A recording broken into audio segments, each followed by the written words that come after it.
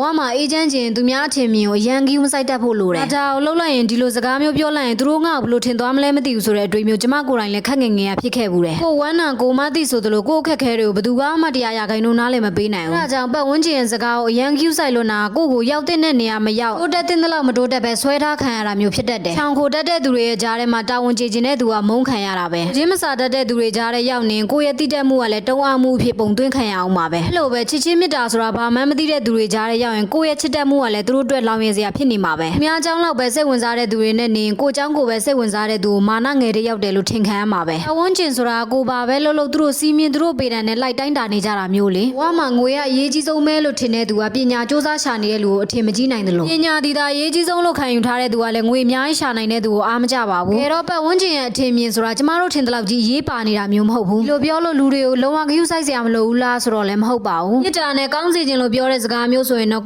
ကိုပြန်သုံးသပ်ဖို့လိုတာပေါ့နော်မန်တရားဆိုတာပုံသေးတက်မှတ်ထားတာမျိုးမရှိဘူးကိုလက်ခံထားတဲ့မန်တရားနဲ့သူတို့လက်ခံတဲ့မန်တရားဆိုတာလည်းတူချင်မှတူလိမ့်မယ်မတူလို့လည်းအမုန်းပွားစရာပါအကြောင်းမှမရှိဘူးတူညီတဲ့အတိုင်းဝိုင်းမတူညီတဲ့ပတ်ဝန်းကျင်မတူညီတဲ့သွန်သင်ဆုံးမမှုတွေနဲ့ကြီးပြင်းလာခဲ့ရတဲ့သူတွေကယုံချက်တွေမတူညီကြတာဘာမှကြီးကြီးမားမားပြဿနာမဟုတ်ဘူးခုနေရာမှာကိုသာဆိုရင်ဆိုတဲ့ကိုချင်းစာတရားလေးနဲ့နားလည်ပေးတတ်ရင်အေဂျင့်သွားတာပဲလင်းချက်တွေနဲနိုင်သမျှနဲချင်းကလည်းအေဂျင့်ချင်းတစ်မျိုးပဲအားတို့မှာကိုမိဘပေါ်သားသမီးပေါ်လင်းယောက်ျားပေါ်မျောလင်းချက်တွေအများကြီးထားတတ်ကြတယ်ပူလောင်မှုရဲ့အရင်မြစ်ကကိုမျောလင်းတယ်လို့ဖြစ်မလာတာကနေစတာပဲအတလေမှာကျမတို့ကကိုပြောဖို့အတွက်တစုံတစ်ယောက်မှတာဝန်ရှိတယ်လို့ထင်နေတတ်ကြတယ်အဲတော့ကိုပြောဖို့အတွက်ဘယ်သူမှတာဝန်မရှိဘူးချစ်တဲ့စိတ်နဲ့မေတ္တာရှိလို့ဖြည့်ဆည်းပေးရင်ကျေးဇူးတင်ရမယ်မဖြည့်ဆည်းပေးရင်လည်းအပြစ်တင်နေလို့မရဘူး